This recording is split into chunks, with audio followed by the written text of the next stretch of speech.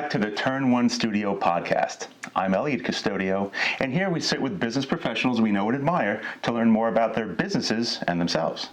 Today, we're with Jason Lepsis of Distinctive Home Systems. Correct. All right, Jason, welcome. Thank you. Thank you for having me, Elliot.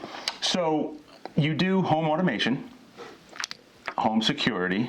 Correct. I know you do some commercial as well. Let me not make any assumptions. Explain to us what it is that you do. So we do technologies that make your life more enjoyable, easier, and a little more current and up-to-date. We started this business years ago, 20 years ago, and my passion came from a security side of the business until I started observing in the homes. We were doing some really fancy music and theaters, and I started around the time when theaters were really becoming an accessory that the middle of the market could start to dabble in rather than just that ultra high end. Right. So we hit at a good time in the industry with a lot of innovation. We were there before the iPhone started. And had some fun with pre-iPhone systems that were cutting edge at the time, things like Sonos and others that we're still with today. And our goal is to make your house easier to live in. I love using examples, but a quiet house is nice. My wife loves a quiet house at times, but a house with some personality to it, some music, some lighting that is neither too harsh nor too dim, dimmable for the time of day, shades that go along. So really what we look to do is to set the scene in your house and provide a level of luxury that really complements why most people design their homes, and help live in it. So okay. I have a lot of thoughts on this now. This is great. I love technology, and on a hobbyist level, of course, but this stuff intrigues me. And I watch a lot of YouTube videos on home automation and some of the cool stuff that's out there. And one of the themes that I now realize I noticed, based on you pointing out that you've been doing this before even the iPhone, is that tells me you've been doing these systems before the Internet of Things became a thing. Correct. Right? So is it safe to say things have, while they've become more complex, has the integration of these technologies become easier now because you have? That's a great question. This new opportunity to go over the net as opposed to proprietary. It's a great question, and it gets asked very often. Alexa, Google Dots, etc. Right. Things you speak to, the refrigerator connected to the phone. All of this is wonderful, and I kind of see it as my job to take all that stuff and get it down to something that is easy to use, that a grandmother or a child could both figure out how to use, and most importantly is going to work the way it's supposed to work from now until I see you in your next house and we rebuild the systems. For that reason, we go to CEDIA shows every year, which is a custom electronic design show, and the show's in Vegas, and to see all the new items that are coming out. And there's a word for that. We call it vaporware. It's stuff that may be in design, it might be working in the factory, but in real life, it doesn't work or doesn't work the way it was intended. And I tend to stay away from that sort of thing because I've got to back up what I do. So I can't have you calling a year from now and saying you can't update your apps onto your new system, and therefore it isn't worth anything anymore. And you need some proven solutions. Right. If you remember, this goes to Apple, has the same problem. If you had your older Apple phone, new apps came out, you couldn't even load them on to the older version, forcing you to get a new one. Well, I don't like to force anybody to have to get something new. We use it for a long time. I like it to get used and abused. We provide great warranties right out of the box. So if there's a problem, I want to know about it so we can fix it. And a kind of frustration-free. We used to have a slogan that we would say all the time. We say it less than, but open your door to technology without the hassles. And the new internet connected things are super helpful, especially when it comes to sources for audio and the ability to control your alarm and your lights and your locks and your heat, and through a single app that is inexpensive and bulletproof. So once we find something that meets that criteria to be simple, useful, and bulletproof, I tend to embrace it more. Newer products, Alexa and what have you, I personally, maybe I'm too old for this business now, but they scare me. I know for a fact that Alexa listens to conversations when you don't want her to, and then you suddenly get ads about that conversation, what was involved. I've noticed, and, so they said it's not listening, they're not processing, but the coincidences have been too many times that I don't like a corporate eavesdropper right in my house, if I could help it. Well, that's a perfect segue into my next question. When I think about home automation and I think about voice assistants, at least from a layman's perspective, I see the Google solution, the Amazon solution, and Siri. As, again, from a layman's point of view, those are kind of like the main three. Are there others out there that you use or would recommend?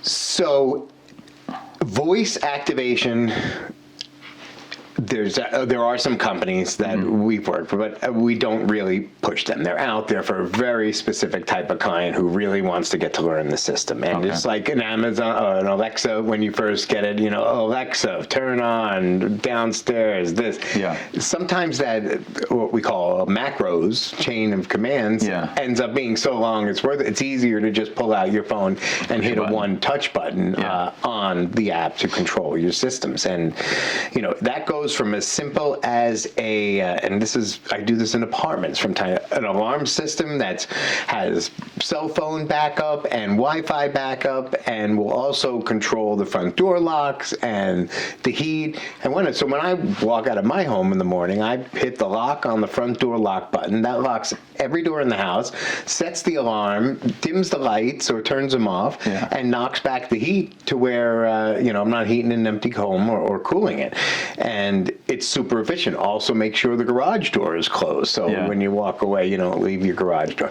So those few tasks bundled into one app is automation and for your home, and it's super convenient, one-touch operation to get you all the things that you would normally have to pull out. Let's say a Nest app, and then a My Garage app, and a front door Schlag app, and we bring it all together so one action can create many actions and make life easier, not more difficult. Right. So that's cool. Some people call me a button presser. I have luckily this key to our success has been a great team. My brother has been my partner. He handles the installation side of things, and we have some great guys and girls working for us that really, everybody has been around a while and makes a difference in how the client's handled. That allows me to figure out what it is and what button we want to press to make your life easier.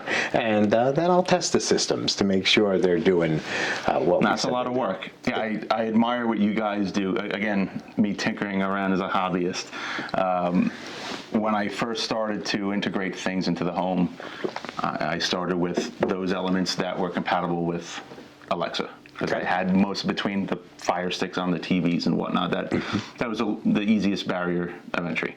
And then I realized, well, that's cool, but I'm also a Mac guy. I'm in the Apple ecosystem, right? So how do you get those to talk?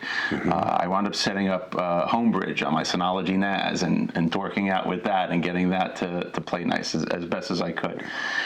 When I did more research, or as I continue to do research and enjoy this sort of stuff, I see a lot about Thread and Matter as additional protocols coming out, or maybe they are out but not fully adopted.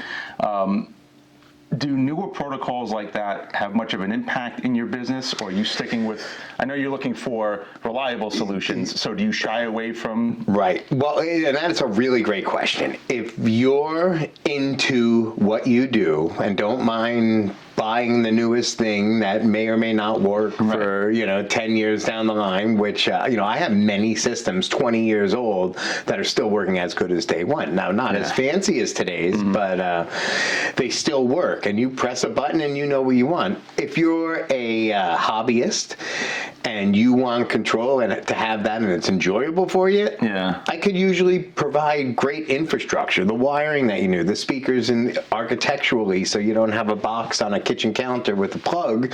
There's invisible speakers in the ceiling that, you know, when you listen to them, they sound amazing and you can't tell where the sound is coming from. So, you know, we work a lot with designers and builders and architects to do for a particular client that wants, you know, to not be overly involved. They have a life outside of their audio system and they don't want to be dragged in for anything. Even getting them to give us a password they can remember sometimes is difficult, you know, just at the beginning of the setup. So in your case, you're probably not our ideal client because it is really you, in essence, hired Amazon to be your audio video guy, or hired Apple to be, and whoever they're deciding to work with at the moment. But from my business level, we've tried it. I have, you know, things in my own home that I tried constantly that are new, and you know, to check them out for a year before we introduce them to a client. Because there's truly nothing worse for me than to say, you know, I got this and I haven't been able to use it, or, you know, we've never touched that anymore because nobody could figure it out.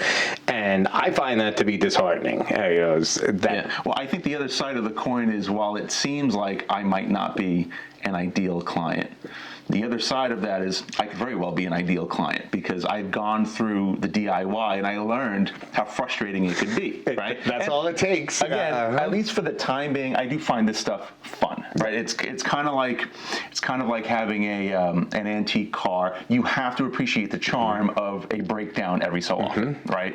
And if you don't appreciate that charm, or you don't have the patience for it, don't get an antique car. Agreed. So I could see people like myself that go through this journey. They understand truly now, after looking under the hood, a pseudo hood. Oh, this is kind of what's involved.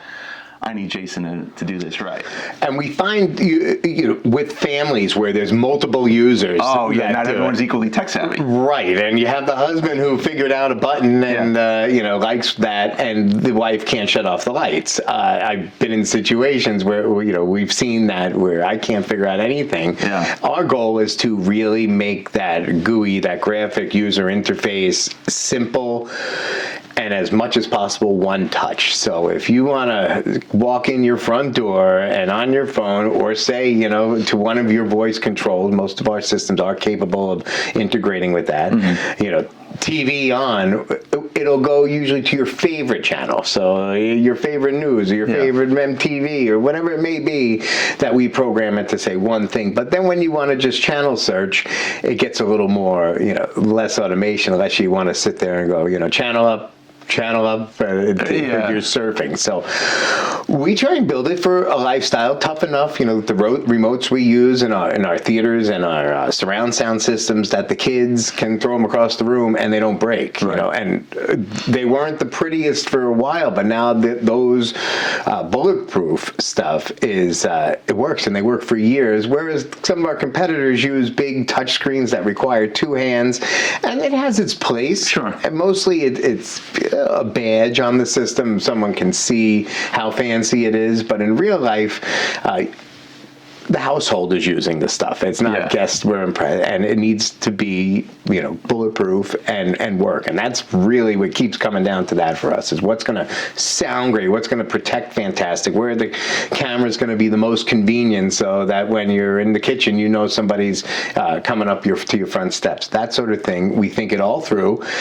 And at the end of the day, there is kind of a template, no matter how custom we get, where, you know, for music, for instance, you know, you've got your living room, dining room, kitchen, master bedroom, master bath, and patio. We call that the six-pack. And that would be where most homes, and 3,000 square foot or larger would tend to divide their music zones into, and where they would use it. Smaller homes, you can get 2 rooms into one oftentimes, you know, or maybe an area in my house, you know, 3 rooms or 2 zones of audio.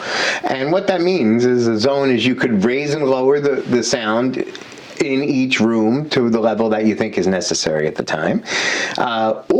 And this mostly from inside to outside the house, you could have the kids listening to Taylor Swift outside at the pool while you're listening to Billy Joel in the kitchen, and at whatever volumes you want, all independently, or link them all together to play the same song on the same note in every room in the house. Do you have retrofit solutions for the old Newtone intercom systems? Intercoms are one of the most interesting pieces of equipment we've done over the years. You used to see it on the wall in houses everywhere, and in the 80s and 90s, maybe in early 2000s, Newtone was there, but people just didn't use it because sitting and pressing a button and talking to a wall. Right. Most houses, for the how loud you had to speak to the wall, you could just yell up the stairs. However, now with the new systems, we have intercoms built into both the displays, so you could have a touchpad, either whether it be an Apple or a dedicated hardwire manufacturer-specific display. Can be an intercom that also goes through your phone, so you can intercom somebody to their phone. So you're walking around with an intercom. No matter where they are. So if you're in the city, hey, it's me, beep, beep, and you could tell the difference between a call from home versus a call from, a friend on a landline. So that's pretty neat, and those are used definitely, or from your phone to a speaker in a room and be able to, speak that way. So are you, by and large, able to utilize the existing wiring that's there? Yeah. With the Newtones, they were a little specific on how they liked things, but because with the invention of Wi-Fi, we're able to make the pads. Right, as long as you have power, I guess. Right, we need that constant power source typically, so the batteries will die if you don't have it. But there are battery-operated ones out there as well when you can't get to a wire or power to something. They do have battery ones. We don't recommend it. It's for, emergency use, if you will. Yeah, probably more trouble than it's worth. And that's another good question segue, because you had mentioned cameras a few minutes ago. And when you're installing security cameras at homes, are you going exclusively wired, PoE stuff? You're not doing any batteries, are you? This is where technology has changed, I think, of the things we do. Technology has changed the CCTV system more than any other system. 15 years ago, 20 years ago, I've been in the industry for close to 30 now. I can't believe it, but Ring came along. And Ring has great strengths. It's inexpensive. You could use it as a floodlight, as a doorbell. You could use it independently as a camera. You could get great 4K video. You could get audio. Two-way. It's the bane to realtors. If you ask any realtor how much they hate Rings, because when they go into the front of the house and everybody seems to do this, they are able to, the homeowner can hear what the realtors is talking. So it is best advised in today's world to go to your car or another location before you have a conversation you don't want to be heard or watched having. That being said, my own home, I have close to 30 cameras around the house. I have license plate reader cameras at the mailboxes to track every car that goes down our street. We've used it. The cops have asked us a few times to help with some investigations, and the last one was some state trucks from the transportation were stolen from the corner where they left them for a weekend, and we were able to help out with our systems around. And I know you're experienced in Huntington, New York, but we did cameras for the Business Improvement District. We've solved murders, we've solved assaults, we've solved accidents, and we've even solved, someone getting a scratch on their bumper. And that one was a cute one. It was a 98-year-old lady getting her medicine and just scraped the back of a corner. But they had real use to the community and to us. And, in my situation, it was certainly overkill, but it is the industry I'm in, and I'd like to know, why not? Did the landscaper run over my new landscape? And that's an interesting one we call with our cameras too, is a a client of ours came home from work and had almost $7,000 worth of shrubs and plants he had put in his front yard were gone. And we called the landscaper and said, "Guy ran over all my brand new plantings you did last week." No, that could never have happened. So he called me for assistance. I wasn't far away. I went by, we checked, pulled up the time, and we watched the guy, oh man, whether accidentally or on purpose or just didn't, mow down literal brand new stuff, and it was quickly replaced at no charge. Sure. But that's the sort of thing where I really think, cameras are great. They're so easy now to incorporate into stuff. They're not, with the floodlight, they go off of the house power, and there are some tricks to it, of course, and I won't give them away here.